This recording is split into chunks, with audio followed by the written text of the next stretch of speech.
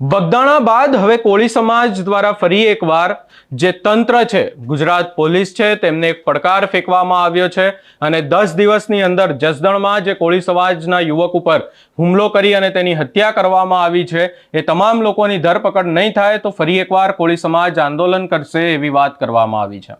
શું છે સમગ્ર મામલો, વિગતે ચર્ચા કરીશું। નમસ્કાર, હું છું ઉજ્જવલ અને આપ જોઈ રહ્યા છો નિર્ભય ન્યૂઝ। બગદાણાની ઘટનાના પડઘા હજી સુધી ગુજરાતમાં પડી રહ્યા છે। કોળી સમાજ ક્યાંક ને ક્યાંક હવે શાંત થયો છે અને એવામાં ફરી એકવાર નવો વિવાદ સામે આવી ગયો છે અને હવે વિવાદ સામે આવ્યો છે જસદણમાંથી। આ જસદણમાંથી જે વિવાદ સામે આવ્યો એ ક્યાંક ને ક્યાંક કોળી સમાજના યુવક ઉપર હુમલો થયો અને તેની હત્યા થઈ એટલા સુધી સીમિત નથી, પરંતુ ગુજરાતમાં કાયદો અને વ્યવસ્થાને લઈ અને અનેક સવાલો ઊભા કરે છે કે આખરે ગુજરાતમાં કાયદો અને વ્યવસ્થા કામ કેવી રીતે કરે છે। કોઈ પણ વ્યક્તિ શું ગુજરાતમાં કોઈને પણ ખુલ્લેઆમ આવી રીતે છરીના ઘા મારી અને એની હત્યા કરી શકે છે? એવા પણ અનેક સવાલો ઊભા કરે છે। હવે જો આ ઘટનાની વાત કરવામાં આવે, આ ઘટના હતી શિવરાજપુરા ગામની। જસદણનો જે શિવરાજપુરા ગામ છે ત્યાં રસ્તા ઉપર સામસામે વાહન પસાર કરવાને લઈ અને આ આખી માથાકૂટ થઈ હતી અને આ માથાકૂટમાં બાદમાં જેમની હત્યા કરવામાં આવી છે છગનભાઈ ઝાપડિયા અને એનો પુત્ર શૈલેષ ઝાપડિયા અને સંજય મુધવા સાથે આખી જે છે એ બબાલ થઈ હતી। જો વધુમાં વાત કરવામાં આવે તો ફોન ઉપર બોલાચાલી થઈ અને ત્યારબાદ છગનભાઈ અને તેમના ત્રણેય પુત્રો 14 થી 15 લોકો સાથે ઊભા હતા અને એ જ વખતે અચાનક છોટા હાથી તેમના વચ્ચેથી પસાર થઈ તેમને જે છે એ ક્યાંક ને ક્યાંક આ બાબતમાં હવે સવાલો એવા પણ ઊભા થઈ રહ્યા છે અને તેમના દ્વારા એવું કહેવામાં આવી રહ્યું છે કે જે રિક્ષા છે એ ટોળા જે લોકો ઊભા હતા એની વચ્ચેથી પસાર કરવામાં આવી। અમારા માટે તમે જે કહો એ પરિવાર કેટલાક દિવસ તમે આ બધું ભોગવો છો। પરિવાર છે આપણે તો આ લોકો આખી મંડળી બનાવીને લોકો કાયદેસર આ લોકોને તૈયાર જ ભોગવા નથી દેતા, એ પેલા મારે છે, હથિયાર બધાના હાથમાં છે, ઈ જોવે છે। તો હવે આપણે શાના માટે સામાન્ય પ્રજા જીવશે નહીં? તમે વિચાર કરો, લઈ આવો ગમે ને તમતાર અમે અહીંયા તો શાંતિ બેઠા છીએ, પાંદડું નહીં હલાવી, તમે તમારી ફરજ પ્રમાણે જે કરવું એ કરવા માંડો। અમને કેમ 85 જણાને બોટાદ મારીને પાડી દીધા હતા, ત્યાં કોર્ટે મંજૂરી નથી આપી, 92 મારીને પાડી દીધા હતા, કોર્ટને ખબર નથી માર્યા એમ। આ લોકોને લઈ આવો, બીજી કોઈ અમારી માંગ નથી, લઈ આવો એ જ માંગ છે।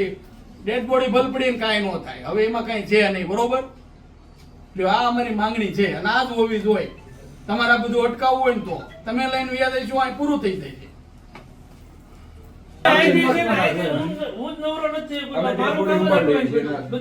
તમારા છે અમારા સમાજમાં બધી ઓલું થાય છે, એટલે આ ઘણી વખત છૂટી જાય આવો પ્રશ્ન થાય છે ને, એટલે અમારે કોઈ નથી, જે કઈ બનાવ બની ગયો છે એ કઈ માટે સારો નથી, બરાબર છે, જે બની દુઃખદ છે અને આને સજા થવી જ જોઈએ, એટલે જેથી કરીને બીજો કોઈ બનાવ બને નહીં। પેલા 3 આરોપીને પકડી લીધા ના સર, અમે તો અમાર કાચું કામ કોઈ પણ જે વાહન જે આ જે રહે છે એમાં કાચું નો કોઈ અમારી એક જ ના એવું ન બને, અને એવું સાહેબ એ નથી કરવા માંગતા, એક બોલામાં નથી સાહેબની, તો આપણે એસપી સાહેબની જેવી બોલી છે કે તમામમાં 100% સજા થવી જ જોઈએ। અને તમને આટકોટનો દાખલો અત્યારે આપવો, સાહેબે દેવરાવી છે ફાંસી 42 દિવસ, એટલે આપણે એસપી સાહેબ એવું જ માને છે કે ભાઈ ગમે ગુનો દાખલ થાય તેમાં સજા સુધી પહોંચવો જ જોઈએ। એને શું છે, તમારે અમુક આપણે ફરિયાદી પક્ષે પોલીસને સપોર્ટ કરવો પડે। આપણે જે પોલીસને જે જરૂરી છે વ્યવસ્થિત પંચો, વ્યવસ્થિત ટૂંકમાં સાહેબ એ રીતે રજૂ કરો અને કોર્ટમાં ટૂંકમાં એ પ્રમાણે જુબાની કેસ મજબૂત થાય અને ખોટું ગેરમાર્ગે દોરવાનો કોઈ મતલબ નથી। અત્યારે અમારું વ્યવસ્થિત તપાસ થાય તો વ્યવસ્થિત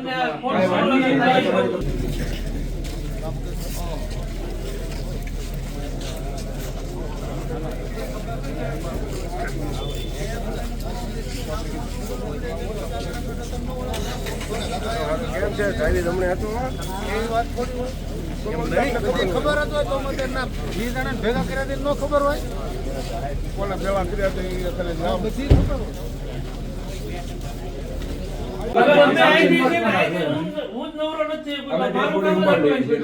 સાહેબ તમારા છે અમારા સમાજમાં બધી ઓલું થાય છે, એટલે આ ઘણી વખત છૂટી જાય આવો પ્રશ્ન થાય છે ને, એટલે અમારે કોઈ નથી, જે કઈ બનાવ બની ગયો છે એ કઈ માટે સારો નથી, બરાબર છે, જે બની દુઃખદ છે અને આને સજા થવી જ જોઈએ, એટલે જેથી કરીને બીજો કોઈ બનાવ બને નહીં।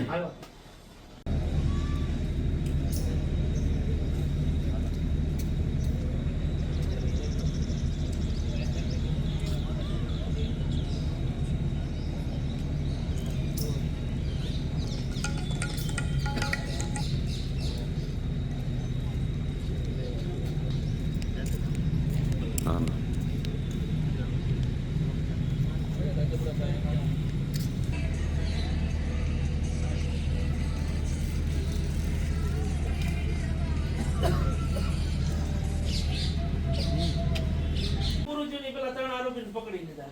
ના સાહેબ, બરોબર, અમે તો અમારે કાચું કામ કોઈ નથી એમાં કર્યું. બરોબર. પણ જે વાહે જે આ જે રહી જાય છે એમાં કાચું ન કપાય, અમારી એક જ ના માંગ ના છે. એવું ન બને, એવું ન બને. અને એવું સાહેબ નથી કરવા માંગતા, એક બોલામાં નથી સાહેબની, તો આપણે એસપી સાહેબની જેવી જ ઓલી છે કે તમામમાં 100% સજા થવી જ જોઈએ. અને તમને 8 કોટનો દાખલો અત્યારે દાખલો સાહેબે દેવરાવી છે ફાંસીની. 42 દિવસ. એટલે આપણે એસપી સાહેબ એવું જ માને છે કે ભાઈ ગમે એ ગુનો દાખલ થાય તેમાં સજા સુધી પહોંચવો જ જોઈએ. એમાં શું છે, તમારે અમુક આપણે ફરિયાદી પક્ષે પોલીસને સપોર્ટ કરવો પડે. આપણે જે પોલીસની જે જરૂરી છે વ્યવસ્થિત પંચો વ્યવસ્થિત ટૂંકમાં સાહેબ એ રીતે રજૂ કરો અને કોર્ટમાં એ પ્રમાણે જુબાની કેસ મજબૂત થાય અને ખોટું ગેરમાર્ગે દોરવાનો કોઈ મતલબ નથી. અત્યારે અમારું કામ વ્યવસ્થિત બધું તપાસ થાય તો અટવાયેલું છે. વ્યવસ્થિત તમને આ કાંઈ વાંધો નહીં. અમારું કામ શૈલેષભાઈ ગાપડિયા અને હું ભોગ બનનારનો મોટો દીકરો છું.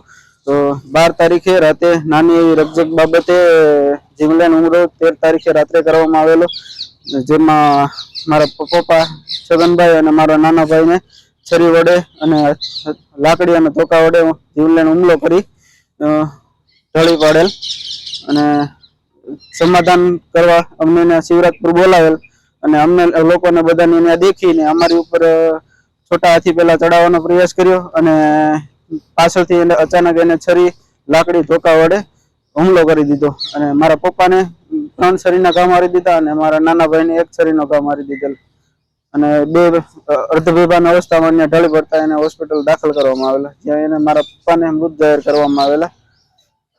તમારી શું માંગ છે જે ડેડ બોડી સંભાળતા? અમારી તો માંગણી એ છે કે જે આ આરોપીઓ જેટલા આ કાવતરામાં સંડોવાયેલા હતા એ બધાને પકડી અને સજા જાહેર કરવામાં આવે.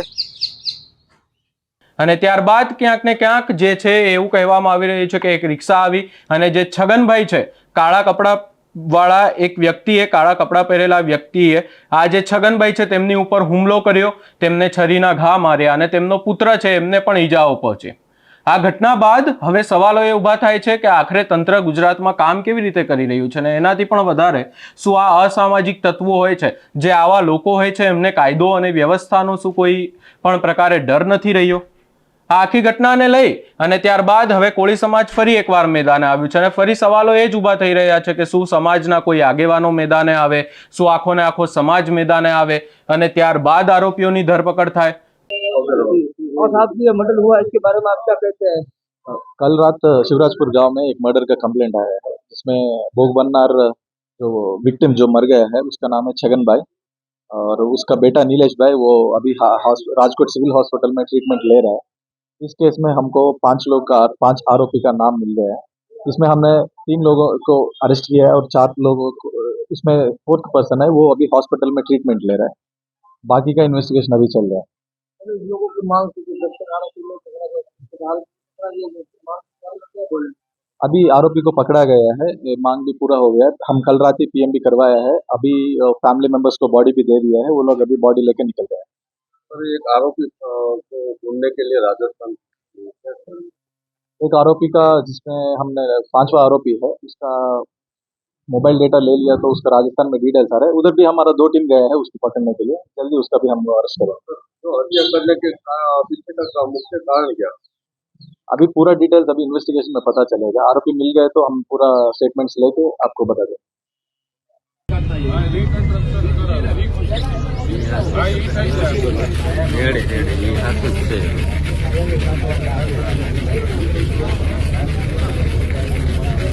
કન્સ્ટ્રક્શન કરે એટલે પછી આગળ જાવ બનાવે ન બને ને પછી કડક કાર્યવાહી કરવી પડે.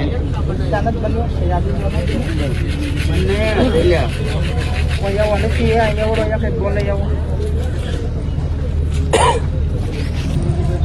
આશ્વાસનથી આપણને પૂરેપૂરી ખાતરી આપેલ છે કે આ કેસની યોગ્ય તપાસ સચોટ દિશામાં થાય અને વહેલી તકે આરોપીઓને ઝડપી લેવામાં આવે એ બદલ અમે ખાતરી આપેલી છે. જો કાયદેકીય પ્રોસેસ સંતોષકારક ન જણાય તો આપણે ફરીથી પોલીસ સ્ટેશને તમારી સાથે છે. સમાજ અને આપણા આગેવાનો જે આપણે બધા સાથે છે. વરઘોડો નીકળે.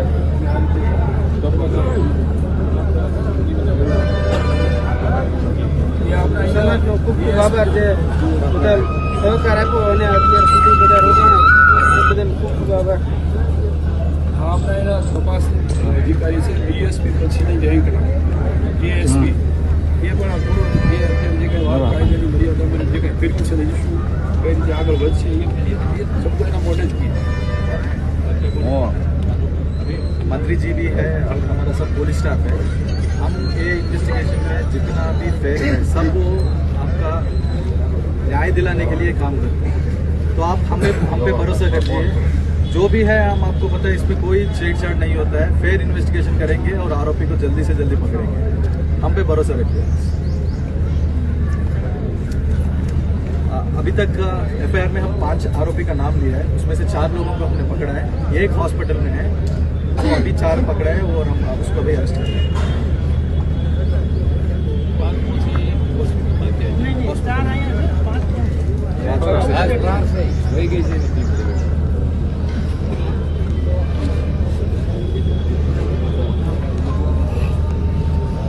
ખૂબ ખૂબ આભાર. ધન્યવાદ. કઈ થાય એટલો ભોગ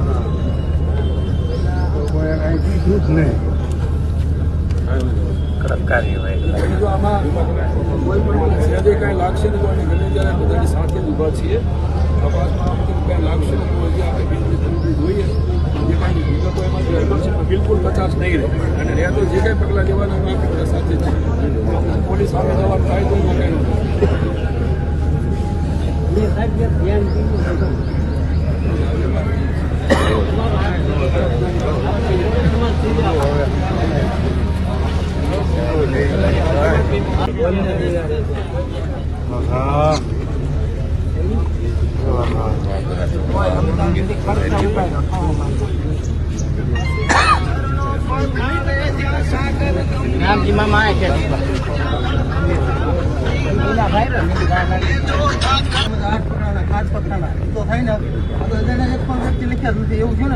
उससे क्या फर्क नहीं पड़ता है. बोल रहा हूँ ना वो एफआईआर में जो लिखा है वांछनीय व्यक्ति नहीं है कोई फर्क नहीं पड़ता है. फर्क नहीं पड़ता है केस में. अब हम इन्वेस्टिगेशन में जो भी नाम नया आते हैं वो ऐड कर सकते हैं. वो चार्जशीट नहीं है कोर्ट में क्योंकि हम जाके बोलेंगे 15 लोग वीडियो देखेंगे उस पर कोर्ट केस दाखिल करवा देंगे.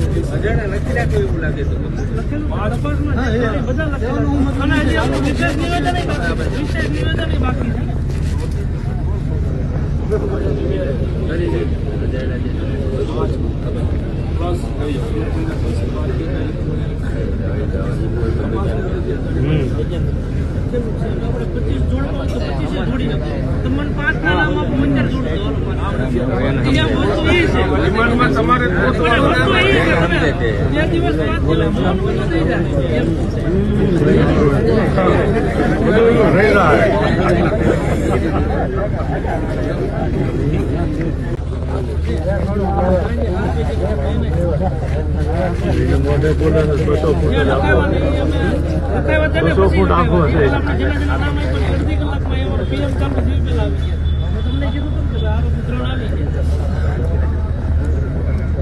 ફોટા તમને બતાવ્યા રાજા મેં ફોટા બતાવ્યા છે કે આ 2 જણા આટકોટ પોલીસ સ્ટેશનમાં છે. આ એના ફોટા એક જણ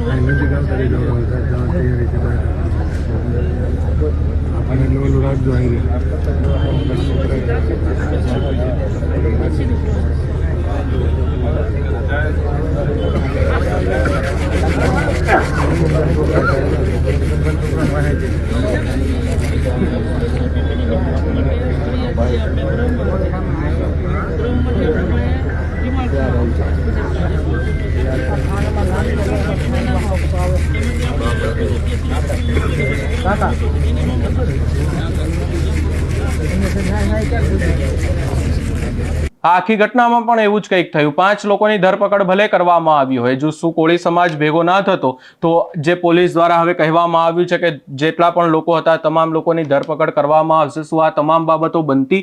એવા પણ અનેક સવાલો ઊભા થઈ રહ્યા છે અને આ તમામ સવાલોની વચ્ચે કોળી સમાજ દ્વારા આખી બાબતને લઈને જે મૃતક છે એમનો મૃતદેહ પણ સ્વીકારવાનો ઇનકાર કરવામાં આવ્યો હતો. ત્યારબાદ જે કેબિનેટ મંત્રી છે કુંવરજી બાવળિયા, તેઓ હોસ્પિટલ પહોંચ્યા હતા, સમાજના આગેવાનોને પણ સમજાવ્યા, સામે પોલીસ સાથે પણ વાત કરી અને ત્યારબાદ હવે મામલો ક્યાંક ને ક્યાંક જે છે એ મૃતદેહ સ્વીકારવામાં આવ્યો છે અને કોળી સમાજ દ્વારા અલ્ટિમેટમ આપવામાં આવ્યું છે.